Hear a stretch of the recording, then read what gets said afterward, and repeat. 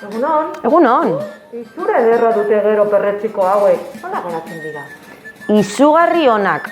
Badakizu zelan prestatzen ditudan nik, arkumearekin gabonetan. Eta arkumea geratzen da, gozo. Gabona, lekutan daude gero. Eta aurten gainera ez dakineok, zein preziotan jarriko den arkumea. Bueno, nik nire menua planifikatu dut. Gainera gero prisekin hasten gara eta behar duguna baino askoz gehiago erosten dugu. Arkume aurten erosita daukat. Askoz merkeago eta egin dudana izostea izan da. Bai, ideia ona. Baina gozoa geratzen alda gero.